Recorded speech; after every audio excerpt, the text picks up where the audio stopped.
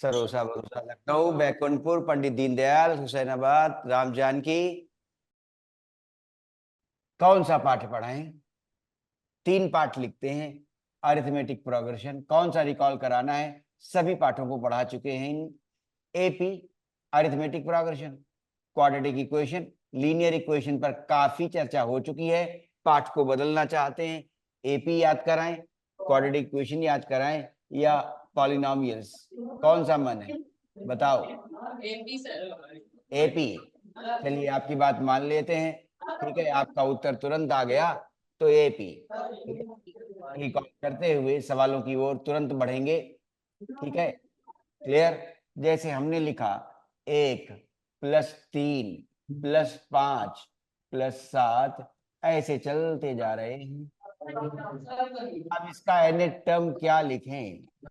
तो एनेथ टर्म याद दिलाना चाहते हैं। एनेथ टर्म माने, ठीक है, ये एनेथ टर्म है, एनेथ टर्म, ठीक है। तो उसमें हिंदी में जो नाम दिया गया है वो व्यापक पद है, व्यापक पद, ठीक है। अभी 2 ही फॉर्मूले 3 है इसमें। रिकॉल करते हुए सवालों की ओर आएंगे, अच्छे सवालों की ओर। 2 सरल सवाल और 2 एग्जामिनेशन वाले सवाल हो जाए तो बहुत अच्छी बात होगी। 1357 एग्जाम्पल लिया गया है, ठीक है। तो क्या हुआ कि जब ये एग्जाम्पल लिया गया तो हम देखें कि वास्तव में क्या हो रहा है। तो एपी जब आती है तो याद किया होगा, रिकॉल करा देंगे कि ज्योमेट्रिक प्रोग्रेशन गुणोत्तर श्रेणी किस तरह से, ये समांतर श्रेणी, समांतर समान अंतर। अब यहाँ 2, 1 2 3, 3 2 5, 5 2 7 और 7 और 2 9, ठीक है। तो पता चलता है कि समांतर, ठीक है, ये श्रेणी जा रही है, अंतर समान मिल रहे हैं, पदों के बीच समान अंतर, पदों के बीच समान अंतर, पदों के बीच, ठीक है, पदों के मध्य समान अंतर आ रहा है, ठीक है। ये बात ध्यान देनी है, इसीलिए समांतर श्रेणी है, ठीक है। समान, एक समान अंतर, समांतर श्रेणी, और उसको डी माना जा रहा है। अंग्रेजी कह रही है कॉमन डिफरेंस, अंग्रेजी कह रही है कॉमन डिफरेंस। स्मॉल डी से उसे डिनोट करेंगे। पहला पद ए से डिनोट करेंगे, प्रथम पद, ठीक है, फर्स्ट टर्म, प्रथम पद, फर्स्ट टर्म। अब व्यापक पद सोचें क्या हो सकता है, एनेट टर्म क्या बनेगा? सही बात है, ए तो रहेगा ही सभी में, ऐसा लग रहा है। ए तो आधारभूत है, ठीक है, बेस में आ गया। 1 से शुरू हुई रचना सीरीज की, है ना, श्रेणी की रचना 1 से शुरू हुई, तो 1 2 3 और 3 और 2 5 और 5 2 7, फिर जो समान अंतर था वो जुड़ता जा रहा है। तो अगर एनेट टर्म व्यापक पद लिखना चाहते हैं तो ए प्लस, और क्या हो रहा है, फिर देखिए कि पहला पद अब जनरलाइज करना चाहते हैं तो इससे कह लें, पहला पद ए, दूसरे पद में डी जुड़ा, और तीसरे पद में फिर से डी जुड़ा। यहां पर ये तीसरे पद के लिए दूसरे पद में एक डी और जुड़ा, तो क्या हो गया, a+2d हो गया। तीसरे पद में एक डी और जुड़ा तो a+3d हो गया। इससे पता चला कि पहला टर्म T1 उसमें 0d आए थे, दूसरा पद 1D के बराबर आ रहा है, T2 में 1D आया है, और T3 में जब हम आए तो 2D आया है। जब हम T4 पर पहुंचे तो 3D आया है। तो जब हम nth टर्म पर पहुंचेंगे तो देखो जरा, 0D 1D 2D 3D, 3D for fourth term, 2D for third term, 1D for second term and 0D for first term. तो पता चला कि डी का जो गुणांक बन रहा है, हमें डी का गुणांक चाहिए। सभी में डी आया है, सभी में डी आया है, लेकिन डी के गुणांकों का पैटर्न रहा होगा, डी के गुणांकों का पैटर्न रहा होगा। Let us try to realize that. अब क्या हुआ, डी के गुणांक, यहां पर डी का गुणांक 0 रहा, तभी डी मिसिंग है। यहां पर डी का गुणांक 1 लेकिन टर्म है 2, यहां पर डी का गुणांक 2 लेकिन टर्म है 3, यहां पर डी का गुणांक 3 लेकिन टर्म है 4। तो जब nth टर्म होगा तो डी का गुणांक उससे 1 कम, देखिए जनरेट हो गया। ऐसे विश्लेषण करते करते फॉर्मूले बने हैं, इसकी आदत अभी से डालिए। चलिए टी एन, nth टर्म आ गया, nth टर्म आ गया।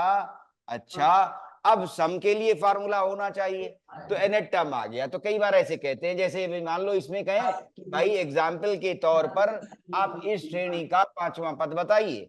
एग्जाम्पल के तौर पर जो ऊपर श्रेणी लिखी गई है उसका पांचवा पद यदि ज्ञात करना है तो उसका मान क्या होगा। ठीक है, ये देखते हैं। पहला पद 1 है, पहला पद 1 है, और फिर लिख लिया 1। अब n-1, n क्या है 5, n क्या है 5, पांचवा पद चाहिए, तो 5-1 ये एग्जाम्पलीफाई हो गया। और d का मान कॉमन डिफरेंस 2, कॉमन डिफरेंस 2, तो 1 प्लस 5 माइनस 1 4 गुणा 2, 4 गुणा 2 8, और 8 और 1 9 आ गया। अब हम देखें क्या उत्तर सही है। क्या ये व्यापक पद का जो सूत्र हम लोगों ने बनाया या अनुमान से इसे डेराइव किया, तो क्या ये व्यापक पद का जो सूत्र है, ठीक है, वो सही उत्तर दे रहा है। पांचवा पद 9 के बराबर आ गया। अब पांचवा पद देखें, पहला, दूसरा, तीसरा, चौथा, पांचवा। वेरी गुड, आपने जो सोचा वो सही निकला। ठीक है, तो इस तरह से nth टर्म आ गया। अब ऐसा भी प्रश्न बनता है, इसी श्रेणी में तीसरे पद का मान बताइए। ठीक है, ऐसा कहा जा सकता है। अब है ना 5 ये संख्या, ठीक है, ये संख्या ले ली। अब कहा कि इसी श्रेणी में 5 कौन सा पद है, इस श्रेणी में 5 जो आया है वो कौन सा पद है, इसका भी सवाल बनता है। तो nth टर्म पर, व्यापक पद पर 2 सवाल इस तरह से बनते हैं। ठीक, क्या अब 5 जो आया है, 5 जो संख्या इस श्रेणी में आई है वो कौन सा पद है, ये देखा जाए। तो अब देखते हैं, ठीक है, किस पर आई है ये देखा जाए। a1 रहा, माना कि nth टर्म है, n पता नहीं, n-1, d कितना है 2 के बराबर, तो क्या आ गया 1 + 2n-2 आ गया। क्या बचा 2n-1 बचा, जो कि किसके बराबर हो 5 के बराबर हो। तो 5 और 1 इधर आ गया 6, तो जब 6 बन गया, तो जब 6 बना, ठीक है 6 बन गया, 1 इधर गया, बराबर 2n, और जब बराबर 2n तो मतलब क्या हुआ कि n बराबर 3।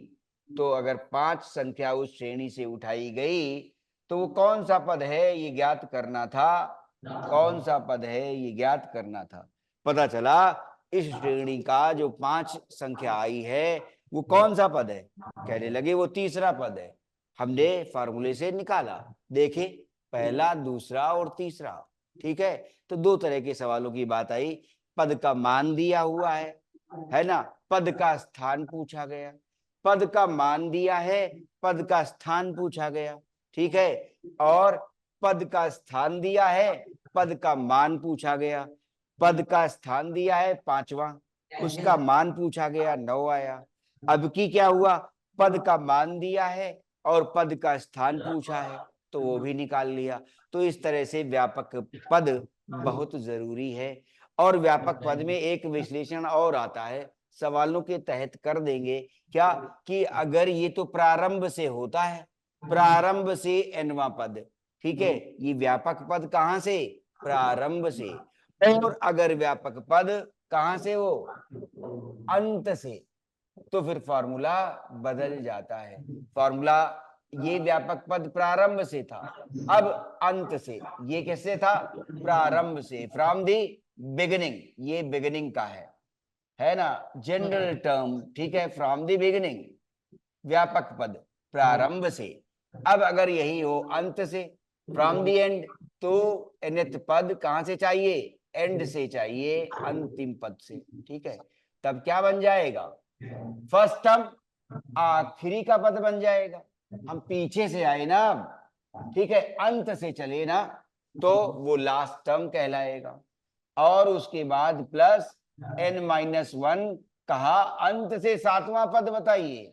ठीक है, तो अंत से जब कहा जाएगा 7वां पद बताइए, तो फॉर्मूला ये बना l + n-1। अब d कैसा है, जब डी इधर से ऐसा बनता है प्रारंभ से, कैसा, 1+2, 3+2, 5+2, 2 जुड़ रहा है। इधर से अगर धनात्मक है कॉमन डिफरेंस, इधर से प्रारंभ से यदि धनात्मक आया सार्व अंतर यदि प्रारंभ से धनात्मक, तो अंत से कैसा होगा, ऋणात्मक। क्यों, 9 में से 2 गए 7, 7 में से 2 गए 5, 5 में से 2 गए 3, 3 में से 2 गए 1, तो फिर अंत से वही सार्व अंतर ऋणात्मक हो जाएगा। तो सार्व अंतर ऋणात्मक जब हो गया तो ये भी फार्मूला बन गया कि अगर अंत से व्यापक पद चाहिए तो ये माइनस अब आ गया, ऐसे n-1 इंटू डी आ गया। तो क्या परिवर्तन आया व्यापक पद में, यदि अंत से लें, ए की जगह एल आ गया। ए प्रथम पद था और एल लास्ट टर्म है। एल क्या है, लास्ट टर्म है। और n-1 वैसा ही लिखा है, डी वैसा ही लिखा है और बीच में माइनस, तो प्लस की जगह माइनस और प्रथम पद की जगह लास्ट टर्म। और ध्यान रहे कि अब जब हमने माइनस यहां इस्तेमाल कर दिया है, प्रयोग कर दिया, तो जो डी था इधर वाला वही बना रहेगा। ठीक है, यहां अगर प्लस लिखते तो फिर डी हमें यहां निगेटिव लिखना पड़ेगा। लेकिन अगर फार्मूला ऐसा बनाना चाहते हैं कि प्लस की जगह भाई माइनस आता है, तो डी फिर प्रारंभ के छोर का ही लोगे। डी तब प्रारंभ के छोर का ही पकड़ोगे, उसे पलट नहीं दोगे कि धनात्मक प्रारंभ से था तो अंत से ऋणात्मक होगा।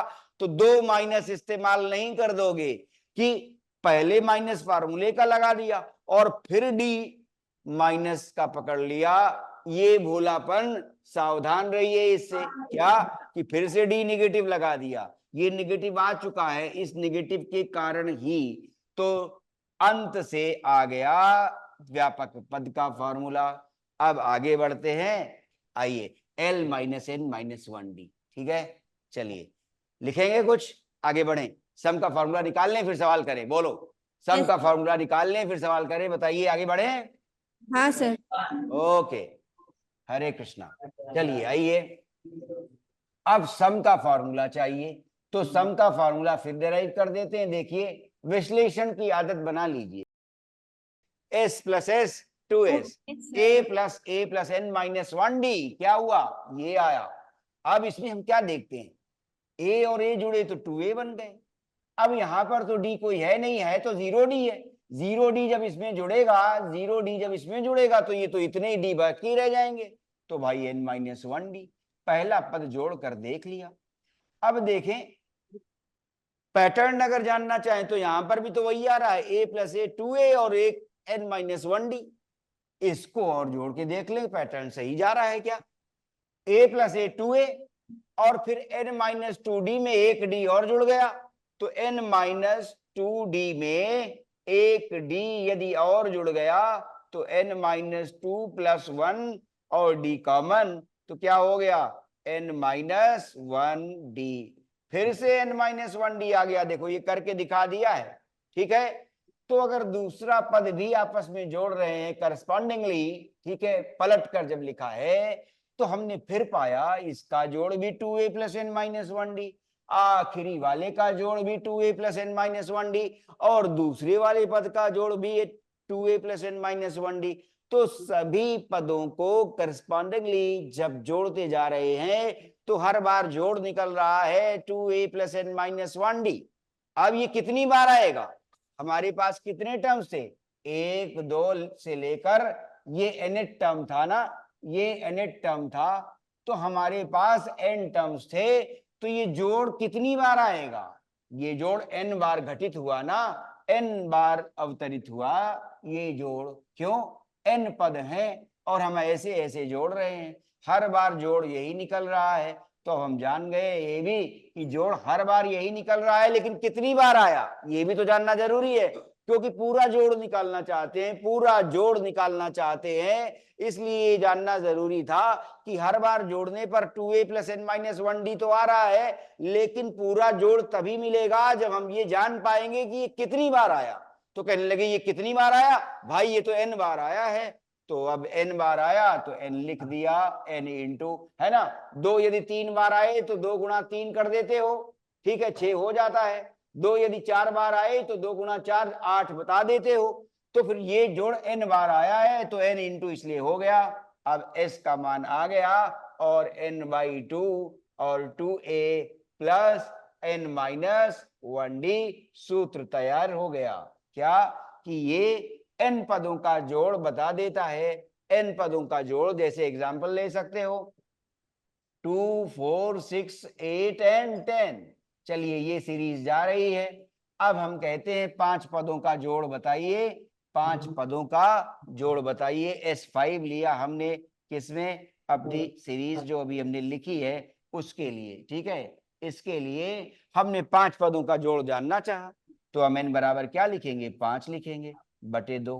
अब 2a पहला पद 2 है तो पहला पद 2 और पांचवा पद, 5 पदों का जोड़ जानना चाहते हैं तो 5 माइनस 1 कितना हो गया, 4।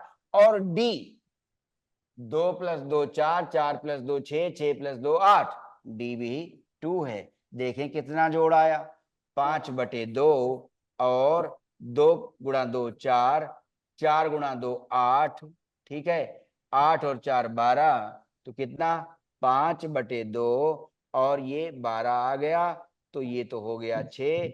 अब जब 6 हो गया तो 6 गुणा 5 30 हो गया, उत्तर आया 30। देखा जाए कि ये सूत्र सही है अथवा गलत, ठीक है। अब देखें जरा 5 पदों का जोड़, ये सूत्र क्या दे रहा है, 30। देखें 2 4 6, 6 12, 8 20 और 10 30। इसका मतलब सूत्र सही है। 2 4 6, 6 12, 8 20 और 10 30। तो n टर्म्स का जोड़ फ्रॉम द बिगिनिंग, ये भी बिगिनिंग से माना जाएगा, ठीक है। प्रारंभ से n पदों का जोड़ कितना होता है, n/2 bracket 2a plus n-1d, ठीक है। n/2 bracket 2a plus n-1d ये होता है।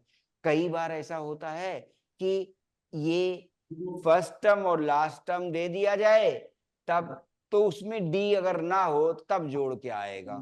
तो एक फॉर्मूला ऐसा भी है कि अगर डी का प्रयोग उसमें ना हो तो फॉर्मूला क्या बनेगा, उसे भी ले लेते हैं, उसे भी देख लेते हैं कि अगर डी उपलब्ध नहीं है तो n/2 आया, 2a आया और 2a को अब मैं तोड़ दूंगा और 2a की जगह मैं लिखूंगा a और फिर से a प्लस n-1d। तो जब मैंने इस 2a को तोड़ दिया तो स्वरूप ऐसा बन गया। जब ऐसा स्वरूप बन गया तो फिर ये तो nth टर्म लिखा है, ये तो nth टर्म लिखा है ना, a प्लस n-1d, और सीरीज में n टर्म्स हैं, वही अंतिम पद कहलाएगा। अगर सीरीज में n टर्म्स हैं, 5 टर्म्स हैं केवल, और वही सीरीज खत्म कर दी गई तो फिर वही तो अंतिम पद कहलाएगा जहां तक सीरीज गई है। अगर सीरीज 5 पदों तक गई है तो 5वां पद ही अंतिम पद होगा, तो फिर अंतिम पद आ गया। तो इसी को अब डी गायब करते हैं और फॉर्मूला नया लिख लेते हैं, n/2 a प्लस, अब क्या है इसका नया नाम, आसानी से द लास्ट टर्म। क्यों, n पद थे तो ये nवां पद है, nवें पद को लास्ट टर्म की संज्ञा दी जा सकती है। nth टर्म पर सीरीज समाप्त हुई और उस nth पद को लास्ट टर्म की संज्ञा दी जा सकती है, तो लास्ट टर्म लिख लिया। तो कई बार ऐसा भी हमारे सामने घटित हो सकता है सवालों में कि डी का मान ज्ञात नहीं करते हैं, डी का मान नहीं जानना चाहते, समय लगेगा। डायरेक्ट जब दिख रहा है कि लास्ट टर्म ये है तो डी क्यों निकालें, पहला पद और लास्ट टर्म अगर दिख जाए, फर्स्ट टर्म और लास्ट टर्म अगर हमें श्रेणी का दिख जाए, नजर आ जाए, तो फिर डी की जरूरत, डायरेक्ट हम यहाँ n/2 पर जा सकते हैं। अगर ये कहा जाए पहले से कि 50 पद की सीरीज है तो 50 हम यहाँ इस्तेमाल कर देंगे, पहला पद उतार देंगे, आखिरी पद उतार देंगे, जोड़ पता चल जाएगा, ठीक है, क्लियर। और नहीं तो फिर n पता करना पड़ेगा कि आखिरी तक पहुंचते पहुंचते श्रेणी में कितने पद आए हैं, श्रेणी में कितने पद आए हैं, इसको फिर हमें निकालना पड़ेगा। तो लेकिन ये भी सूत्र के रूप में तैयार हो गया। अब प्रश्न हुआ, पाठ पूरा हुआ। जब पाठ पूरा हुआ तो पूरा रिकॉल हो गया, सारे फॉर्मूले निकल चुके। अब सवाल की ओर बढ़ते हैं। अब मैं दे रहा हूं आपको सवाल, समांतर श्रेणी के सवाल में ला रहा हूं। चलिए, एक एपी है और उसका कौन सा पद उसके पांचवें पद से 132 अधिक होगा, ये पूछा है। पहला प्रश्न इंपॉर्टेंट है, बहुत इंपॉर्टेंट प्रश्न है, पहले प्रश्न में ही परीक्षा के प्रश्न पर आ गए हैं। एपी दी गई है 3, 15, 27 और 39। 3 + 15 + 27 + 39 मैं कर रहा हूं सवाल, ठीक है? हाँ ठीक है, आप देखिएगा। ओके, इन्होंने कहा ये 5.2 है, 5.2 एक्सरसाइज का ये 11वां सवाल है। अब उन्होंने कहा है कि ये एपी जो दी गई है, उस एपी के लिए कहा है 3, 15, 17, 39 का कौन सा पद उसके 54वें पद से 132 अधिक है। ठीक है, 54th टर्म कौन सा पद, माना कि टीएन एक एनथ टर्म, वो कह रहे हैं कौन सा पद, आप कहिए माना कि एनथ टर्म। ठीक है, अब एनथ टर्म कैसा हो उसे बताना है, लेकिन वो हो कैसा, वो कह रहे हैं 54वें पद से 132 अधिक हो। 54वें पद से 54th टर्म से, 54th टर्म से कितना अधिक हो, 132 अधिक हो। ठीक है, सवाल इंपॉर्टेंट है, ध्यान रखिएगा। ठीक है, व्यापक पद पर ही पूछा गया, लेकिन थोड़ा सा मोड है क्या, कि वो पद ज्ञात कीजिए जो 54वें टर्म से 132 अधिक है। फिर से सुनिए, सवाल कह रहा है कि ये श्रेणी दी गई है, इस श्रेणी में कौन सा पद वो पद है जो 54वें पद से 132 अधिक है। ठीक है, हमने माना कि वो एंडेड टर्म है। ठीक है, अब चलिए 54th टर्म, 54th टर्म को कैसे लिखोगे, a + 53d लिखोगे ना। एंडेड टर्म कैसे लिखा जाता है, ऐसे लिखा जाता है, उससे कितना 132 अधिक है। ठीक है, a क्या है, a 3 है और d क्या है, 3, 12, 15, 15, 12, 27, तो 53 × 12। ठीक है, और 132 कौन सा पद। ठीक है, तो मान भी उसका जरूरत पड़ सकता है। दोनों भाषा ये कह रही है, दोनों उत्तर दिख जा सकते हैं। कौन सा पद माने 17वां पद, 17वें पद का मान, वो बात भी उत्तर में आ रही है। ठीक है, 3 आया, 12 × 53 सीधे मल्टीप्लाई करना अच्छा रहेगा, 12 × 3 36। ठीक है, हासिल 3, 12 पंचे 60 और 3 63, 636 और 132 डायरेक्ट जोड़ लें, 2, 6, 8 और 3 11, इकाई के अंक जोड़ लिए। ठीक है, 2, 6, 8 और 3 11 की 1 हासिल 1, 3 और 1 4 और 3 7, क्योंकि यहां दाही का अंक नहीं है, 7 हो गए। अब सैकड़े का अंक 1 और 6 7, तो 771 आया। अब अगर उत्तर उसका मान दिया गया है तो मान देख लेंगे, और अगर ये कहा गया है कि ये कौन सा पद, तो कौन सा पद, ये भी आ जाता है कि 771वां जो मान आया है वो कौन सा पद है। ठीक है, 5.2 का 11वां। ठीक है, 65वां पद। ठीक है, कौन सा, 65वां पद। तो अब देखा जाए कि ये 771 जो मान आया है, तो 65वां पद देखा जाए। ठीक है, अब इधर भी क्या था, मान लो ऐसा लिखा हो, एनथ टर्म क्या लिखोगे, a + n-1d, इधर ऐसा था। a क्या है, फिर से 3 कट जाता, और n क्या है, ठीक है पता नहीं, n पता करना है, और d क्या है, d पता है, 12 के बराबर है, जो कि 771 है। तो क्या आ गया, 3 + n-1 की जगह 12n लिख लें। ठीक है, 12n - 12 = 771। ठीक है, और डायरेक्ट लिख के करते तो ये 3 पहले कट चुका होता। ठीक है, लेकिन वैसे नहीं लिखा, समझाने के लिए किया था। 12n और फिर 3 माइनस 12 माइनस 9, 12n बराबर 771 और ये 9 जुड़ गए तो 780 आ रहे हैं। ठीक है, क्लियर? बोलो। अब आए n पर, n चाहिए तो क्या हो गया 780 बटे 12, 12 गुणा 6 78 होता है, 12 छंग 72 होता है। ठीक है, 6 बचे, शून्य उतारा 60 हुआ, 12 पंचे 60 तो 65वां पद आ गया उत्तर। ठीक है, 65वां पद क्या है, सवाल की दशा को पूर्ण कर रहा है। कौन सा पद 54वें पद से 132 अधिक है? कौन सा पद 54वें पद से 132 अधिक है? पता चला 65वां पद, ठीक है, 132 अधिक है 54वें पद से। ठीक है, क्लियर हुआ सवाल? बोलो, सवाल लिख लो। ठीक है, अब अगली कक्षा का समय आ रहा, पाठ पूरा हुआ, अगली बार करीब 60 सवाल करना। ठीक है, 7 में 2 सरल सिखाने के लिए, 3 और 4 परीक्षा के लिए। ठीक है, और चैप्टर उसी दिन तैयार हो जाएगा। ठीक है, शुभकामनाएं, बहुत अच्छा दिन बीते। तो सर